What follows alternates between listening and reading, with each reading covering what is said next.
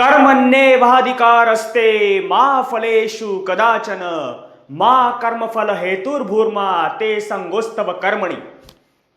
भगवान जगद्गुरु श्रीकृष्ण भगवद्गीतेच्या माध्यमातून तुम्हा आपणा सर्वांना आणि या पृथ्वीवरच नव्हे तर अनंत ब्रह्मांडामध्ये सर्वांना त्या ठिकाणी गीता उपदेश करत आहेत. आणि तो गीता उपदेश असा की हे पार्थ म्हणजे अर्जुन म्हणजे तो प्रत्येक व्यक्ती जो त्या ठिकाणी गोंधळलेला आहे, तो प्रत्येक व्यक्ती जो त्या ठिकाणी अडचणीमध्ये आहे, तो प्रत्येक व्यक्ती ज्याला त्या ठिकाणी दुःख आहे. म्हणजे इथं मी अर्जुनाचा जो अर्थ घेतोय, कॉन्टेक्स्ट घेतोय, तो म्हणजे एक असा स्टुडंट की जो स्टुडंटला त्या ठिकाणी रस्ता सापडत नाहीये. मी त्याच्याबद्दल बोलतोय, त्या कॉन्टेक्स्टने मी त्या ठिकाणी बोलतोय.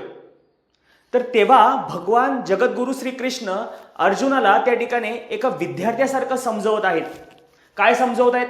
जेव्हा अर्जुनाला थरकाप झालेला असतो, समोर परिवार असतो, काय करू समजत नाही, जगातला सर्वश्रेष्ठ धनुर्धरांपैकी एक त्यावेळेसचे अर्जुन जे असतात ते त्या ठिकाणी अशा अवस्थेमध्ये असतात आणि त्यावेळेस गुरूंचं मार्गदर्शन त्यांना गरजेचं असतं. समोर गुरुजन असतात, समोर परिवार असतो, तरी सुद्धा त्या ठिकाणी समजत नाही की नेमकं काय करावं असं.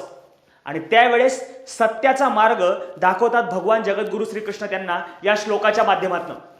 काय आहे या श्लोकाचा अर्थ आणि काय रिलिव्हन्स आहे त्या श्लोकाचा आजच्या कालावधीमध्ये ते आपण जरा बघूया.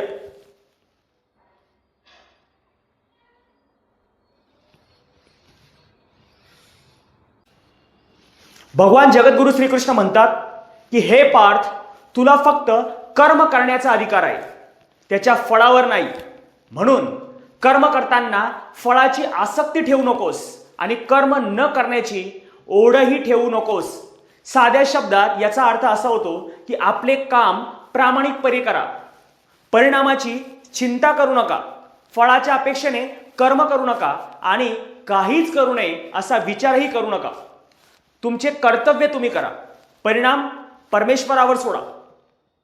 हे सांगण्याचा प्रयत्न या श्लोकातनं त्या ठिकाणी त्यांनी केलेला आहे.